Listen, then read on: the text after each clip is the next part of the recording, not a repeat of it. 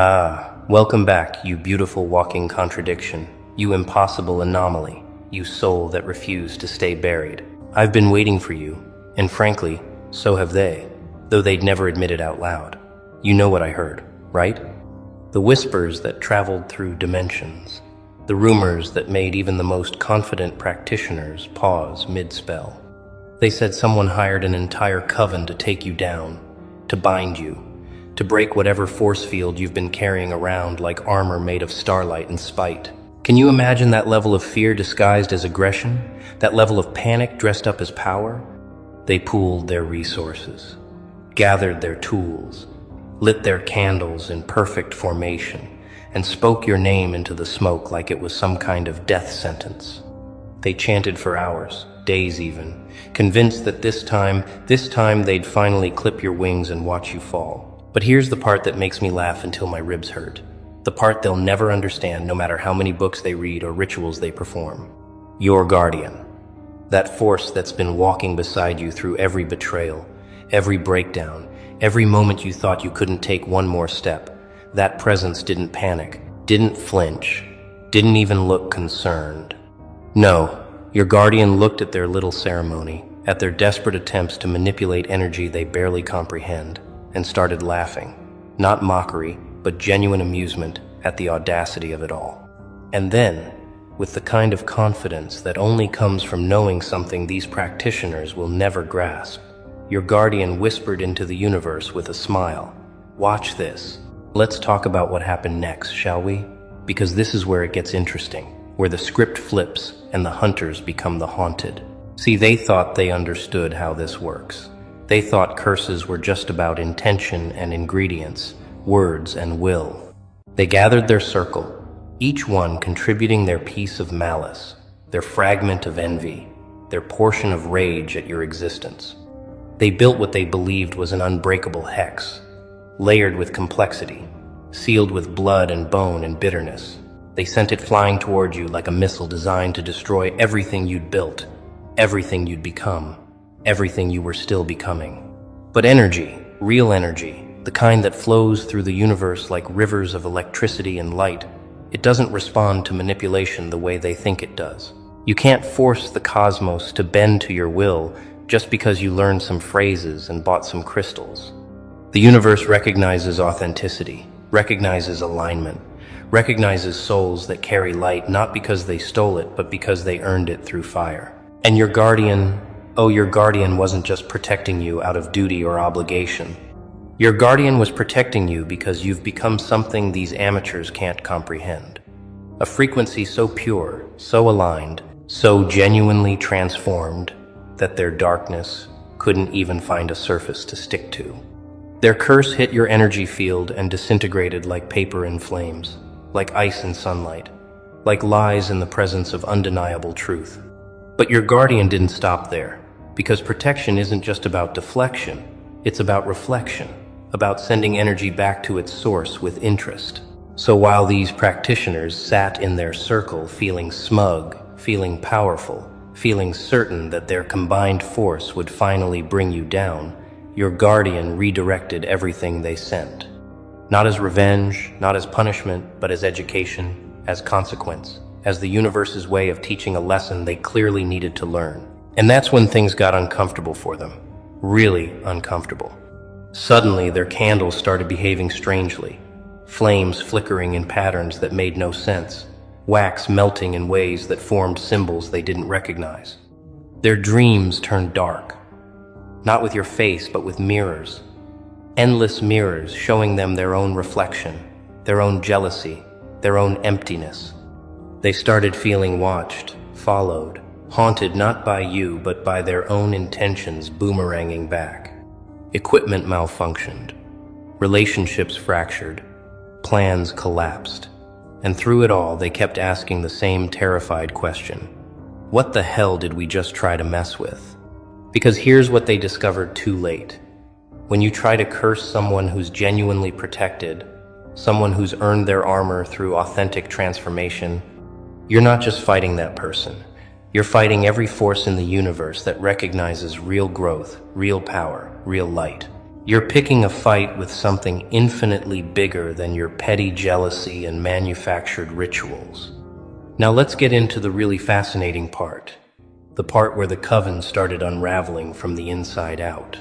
See, group curses require unity, require everyone maintaining the same frequency, the same intention, the same level of commitment to the darkness they're trying to manifest. But when that energy came bouncing back, when the universe said absolutely not, and returned their malice with interest, cracks started forming in their precious circle. Suddenly, they weren't united warriors fighting a common enemy. They were individuals realizing they'd made a catastrophic mistake. The strongest among them felt it first, that sinking sensation in their chest, that knowing that they'd crossed a line they couldn't uncross. They started having second thoughts, started feeling physically ill when they thought about what they'd attempted. Sleep became impossible, not because of nightmares, but because of the oppressive weight of knowing they'd tried to damage someone who never did anything to them except exist too brightly. The weaker ones panicked, started making excuses, started distancing themselves from the whole operation. "I never really believed it would work anyway," they'd say, or "I was just there to observe, I didn't actually participate," which was a lie, and everyone knew it. But fear makes people rewrite history, makes them scramble for plausible deniability when consequences start knocking.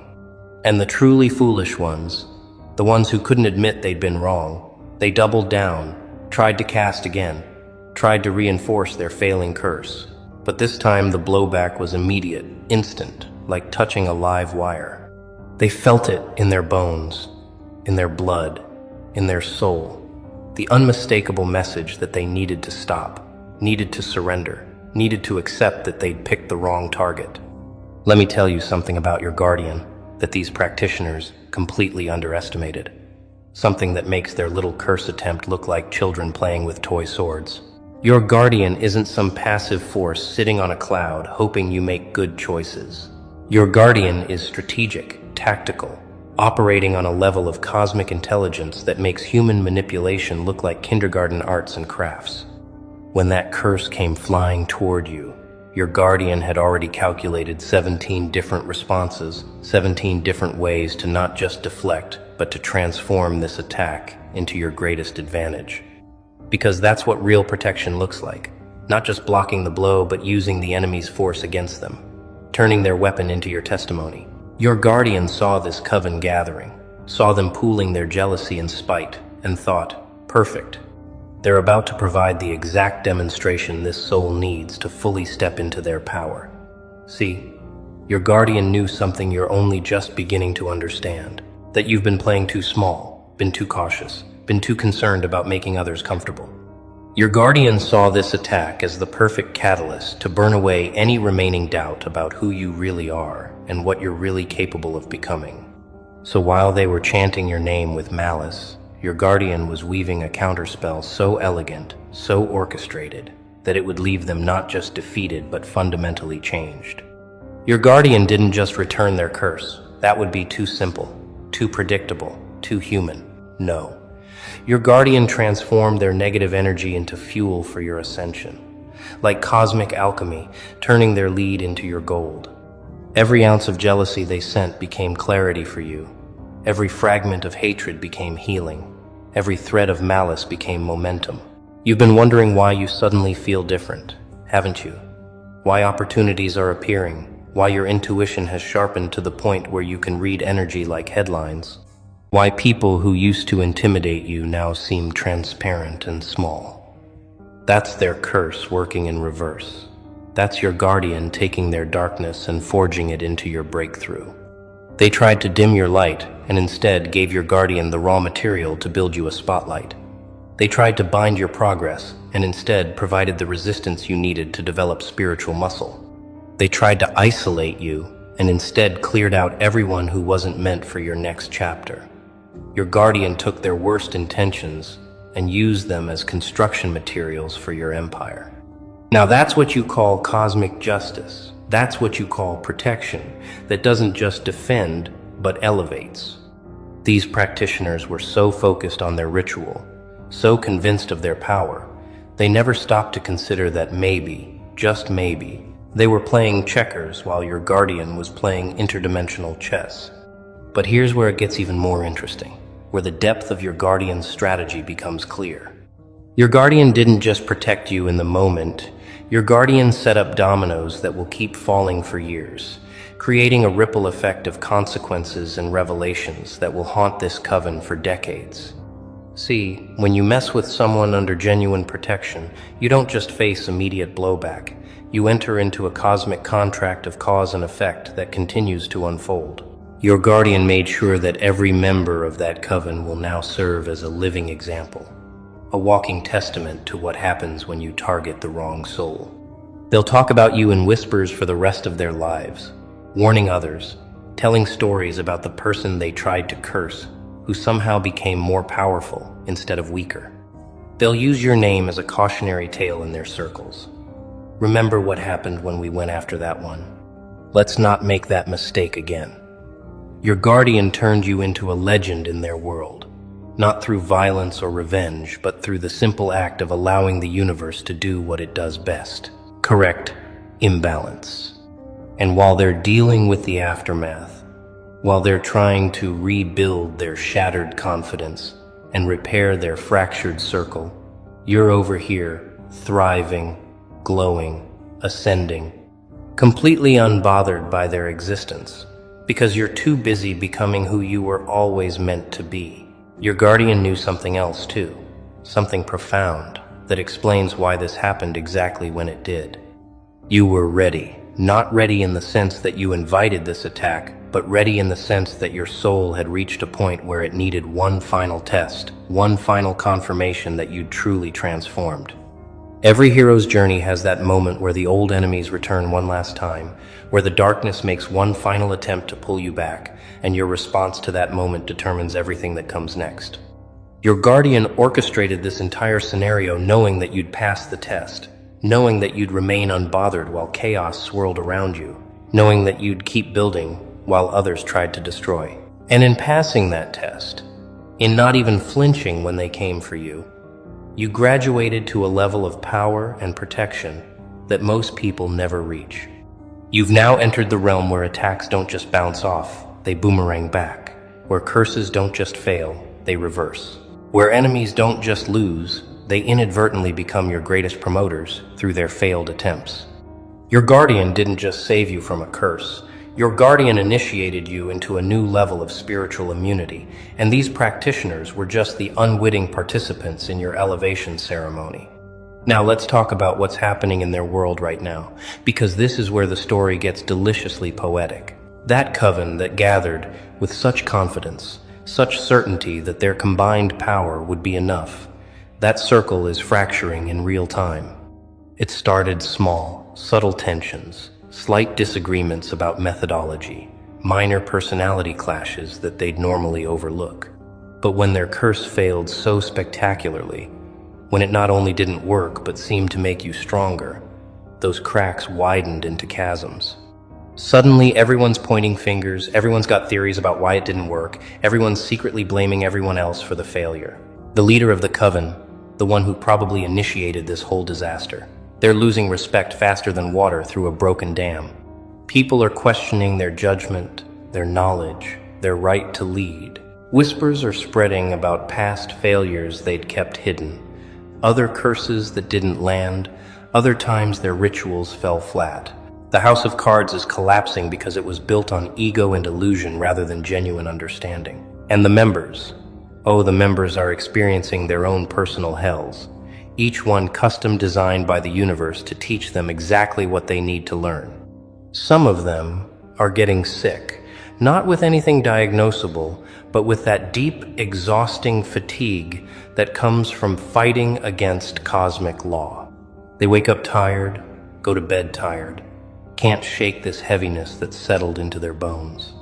Others are watching their relationships implode, partners suddenly seeing them clearly, friends distancing themselves, family members asking uncomfortable questions about their recent behavior. Their careers are hitting mysterious obstacles, opportunities evaporating, projects failing, money flowing out faster than it comes in. And the really stubborn ones, the ones who refuse to connect the dots, who insist this is all coincidence, they're experiencing the full force of karmic correction. Their lives are becoming object lessons in what happens when you weaponize spiritual knowledge for petty reasons. But here's the beautiful part.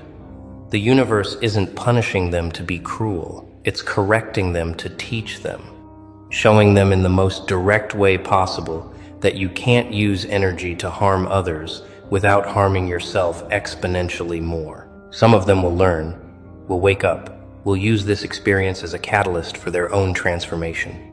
They'll look back on this moment as the time they learned that real power comes from elevation, not degradation, from building, not destroying. Others will stay bitter, will blame you for their problems, will never admit that they created their own suffering. But either way, your guardian has ensured that they'll never forget you. Let's go deeper into the psychology of what they're experiencing, because this is where it gets truly fascinating. These practitioners came together united by a common enemy, you, which created a temporary sense of purpose and power. But now that the curse has failed, they're left staring at each other wondering who these people really are and why they thought this was a good idea. The shared delusion is broken, the groupthink has shattered, and suddenly they're individuals again.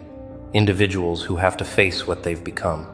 Some of them are experiencing genuine shame, that soul-deep recognition that they've acted from their lowest self, that they've become exactly what they claim to oppose. They're looking in the mirror and not recognizing the person staring back, wondering when they became someone who would try to spiritually attack another human being for no reason other than jealousy. Others are experiencing fear, visceral terror actually, because they've realized they don't understand energy the way they thought they did. They've discovered that their knowledge is superficial, their power borrowed, their confidence unfounded. And that realization is devastating because their entire identity was built on being powerful practitioners, on being people who understand the mysteries. Now they know they were playing with forces they barely comprehend, and that ignorance nearly destroyed them. The Coven's collapse isn't just about individuals, though.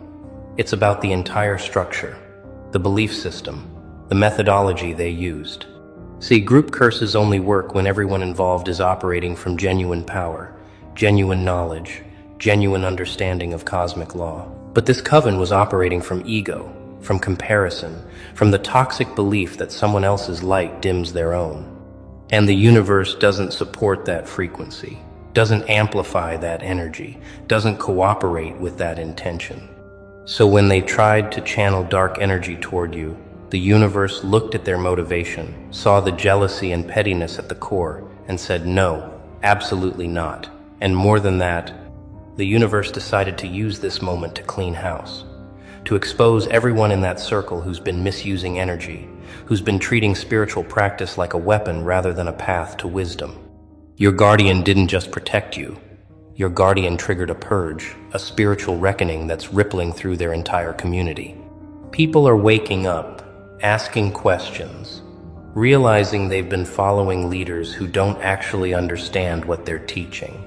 The whole ecosystem is being disrupted because they picked the wrong target, because they tried to curse someone who's genuinely protected, genuinely aligned, genuinely transformed. Now let's talk about you. Because while all this chaos is unfolding in their world, you're over here living your best life, completely unbothered, completely unaware of half the drama, because you're too busy ascending.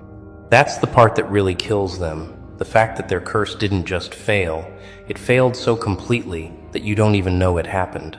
You didn't feel a thing, didn't notice a disturbance, didn't experience even a moment of discomfort. Why? Because your frequency is so high right now, so aligned, so crystalline clear, that their murky intentions couldn't even reach you. You're operating on a completely different plane, living in a reality they can't access, vibrating at a level they can't match. While they were gathered in their circle speaking your name with malice, you were probably laughing with friends, creating something beautiful, planning your next move, completely protected by a force they couldn't comprehend even if they tried. Your guardian created a bubble around you so perfect, so seamless, that you didn't even notice you needed protection. That's real power, not the flashy, dramatic kind they pretend to have, but the quiet, unshakable kind that comes from genuine spiritual alignment. You want to know what really happened while they were cursing you? You had one of the best weeks of your life. Opportunities appeared out of nowhere. Connections formed effortlessly. Ideas flowed like water. Everything just clicked into place with that magical ease that tells you the universe is on your side. You felt lighter, clearer, more certain of your path than ever before. Your intuition sharpened to the point where you could sense energy shifts before they happened, read people like open books, make decisions with total confidence. You attracted abundance, not just money, but genuine wealth, real relationships, meaningful experiences, deep satisfaction. People started treating you differently, with more respect, more reverence, more recognition of who you really are. And through it all, you had this unshakable sense of being protected, of being guided, of being exactly where you're supposed to be. That wasn't coincidence.